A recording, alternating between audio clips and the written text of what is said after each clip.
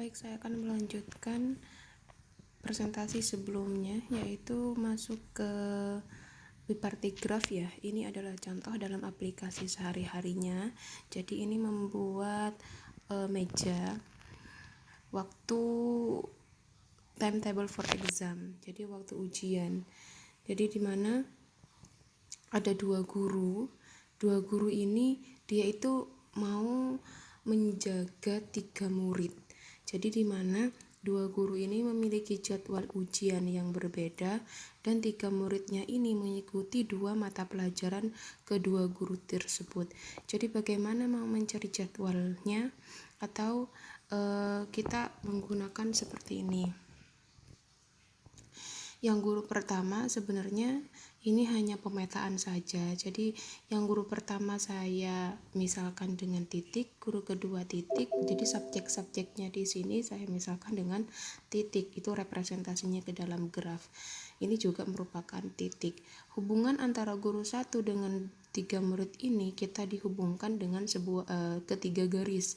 Ya, karena di sini ada tiga-tiganya berhubungan dengan guru yang pertama, ketiga-tiga muridnya juga berhubungan dengan guru yang kedua.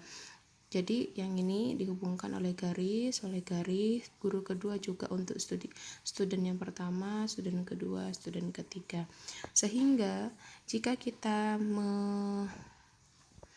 memberikan di sini sebenarnya gambarnya tidak lengkap, tapi ini boleh kita memberikan tanda boleh 1, 2, 3, boleh warna merah, boleh menggunakan warna, boleh menggunakan angka atau huruf. Jadi misalnya saya memberi warna. Yang memberi warna adalah caranya adalah, jadi kalau misalnya guru pertama berhubungan dengan student yang pertama, saya kasih warna merah. Berarti yang guru kedua dengan student yang pertama tidak boleh merah. Jadi konsepnya ini juga berhubungan dengan pewarnaan. Salah satunya untuk menandakan, tapi kalau konsep yang ini kita menggunakan biparte. Jadi kalau misalnya saya menggunakan ini merah, yang di sini karena dia berhubungan maka tidak boleh merah, kan begitu ya. Saya kasih hitam. Terus di sini ini MH. Nah, di sini boleh saya kasih hitam, boleh, karena ini yang di sini yang kan hitam. Jadi merah, hitam, di sini hitam, di sini boleh merah juga. Di sini misalnya saya kasih merah nggak bisa karena ini berhubungan, kasih kuning. Terus di sini berarti nggak boleh kuning, warna yang berbeda yang lain selain kuning, selain merah, selain hitam. Kenapa? Kan merah sama hitam di sini sudah merah, di sini sudah hitam, berhubungan juga. Berarti di sini ada 4 warna. Jadi ada 4 cara atau ada 4 hari yang bisa. Kalau misalnya warna merah semua, guru yang pertama warna merah yang mana aja? Berarti guru yang pertama mengajar yang warna merah student 1, yang warna merah lagi di sini tadi mana ya? Lupa wis.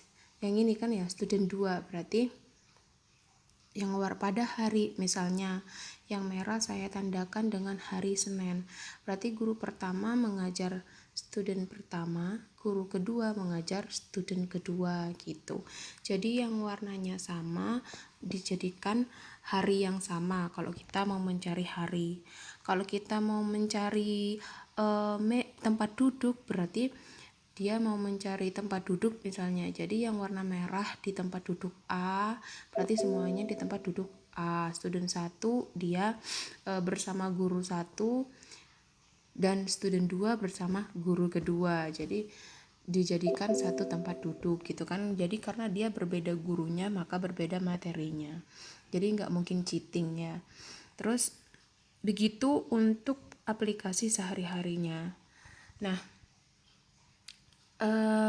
untuk aplikasi yang terakhir, berarti kan ini saya sudah jelaskan ada 4. Yang pertama pewarnaan, yang kedua graf berarah, yang ketiga dominating set, yang keempat biparte graph, dan yang terakhir ini shortest path, jadi lintasan terpendek.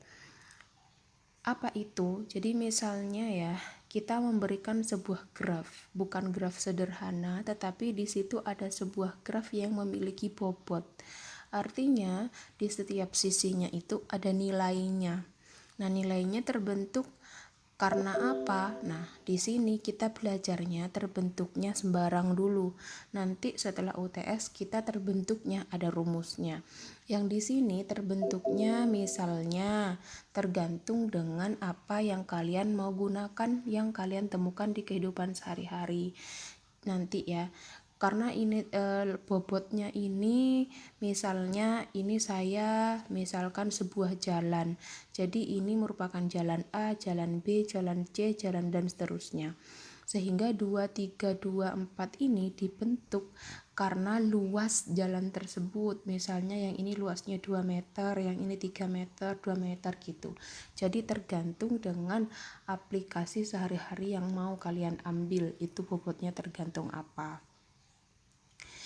Untuk pengertiannya sendiri, jadi jika diberikan sebuah graf berbobot, masalah lintasan terpendek adalah bagaimana kita mencari sebuah jalur pada graf yang meminimumkan jumlah bobot sisi pembentuk jalur tersebut.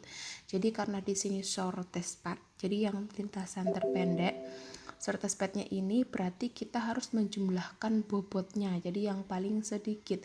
Misalnya kalian startnya dari yang warna oranye ini mau ke warna biru, kalian mau melewati jalur yang ini atau jalur yang ini. Jadi kita harus menjumlahkan semua bobotnya, bobot yang sebelah sini, jalur yang kalian ambil, atau jalur yang sebelah sini, jalur lain yang kalian ambil. Jadi jalur mana yang memiliki bobot terkecil? Misalnya ini 2 tambah 3 tambah 2, berarti di sini adalah 7. 2, 3 di sini 5, 9 di sini adalah 10,5, berarti shortest path-nya adalah yang di sini. Jadi mending kalian mengambil jalur terpendeknya yang sebelah sini, begitu.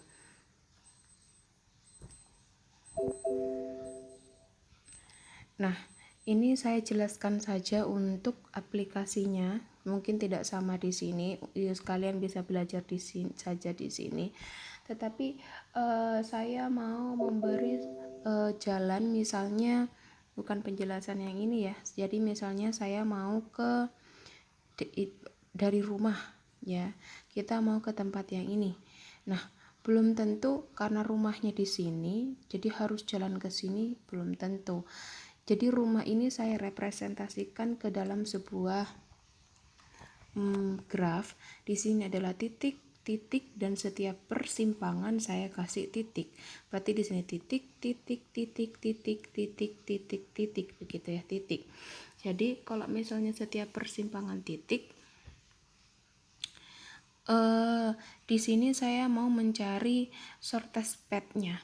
Saya kasih angka, misalnya di sini angkanya berapa, wes terserah 1, 2, 3, 4. Nah, kalau misalnya mau dari sini ke sini belum tentu jalannya lurus ke sini langsung nyampe. Siapa tahu di sini memiliki bobot banyak 10, sedangkan dari sini ke sini ternyata dia hanya 5 bobotnya. Berarti kita mencari ke sini. Bobotnya bagaimana, Bu? Kalau kita mau mencari dalam kehidupan sehari-hari, jadi misalnya kalian mau dari alun-alun mau ke Ahmad ya, mau ke mana ya, Geladak Kembar. Jadi gak langsung lurus gitu ya. Jadi kita cari, misalnya kalian mau mencari permasalahan, ternyata kalau dari alun-alun ke Geladak Kembar langsung ke Ahmad Yani lurus itu semakin lama, Bu, karena saya mencari tingkat kemacetan. Jadi karena dari alun-alun ke Ahmad Yani ternyata tingkat kemacetannya bobot sisinya ternyata 20, sedangkan kalau saya muter kampus dulu setelah dijumlahkan bobot kemacetannya cuma 12, jadi bisa muter dulu karena tercepat. Cari bobotnya gimana, Bu? Ya kalian kira-kira aja. Kalau misalnya ternyata di Turnojoyo tuh macet banget, kalian kasih bobot 10. Kalau misalnya di Jalan Kartini macet banget, kalian kasih 15, tapi ternyata yang longgar lebih kecil dari angka itu. Jadi sebenarnya itu lebih gampang. Atau kalian bisa menggunakan aplikasi mapnya. Jadi Google Map. Misalnya dibuat jalan atau lebar jalannya biasanya di situ tertera. Jadi mungkin Sekian presentasi untuk aplikasi Graph. Jadi kalau kalian sudah saya kasih semuanya, mungkin minggu depan kita bahas mengenai tugasnya. Jadi sekian, terima kasih. Assalamualaikum warahmatullahi wabarakatuh.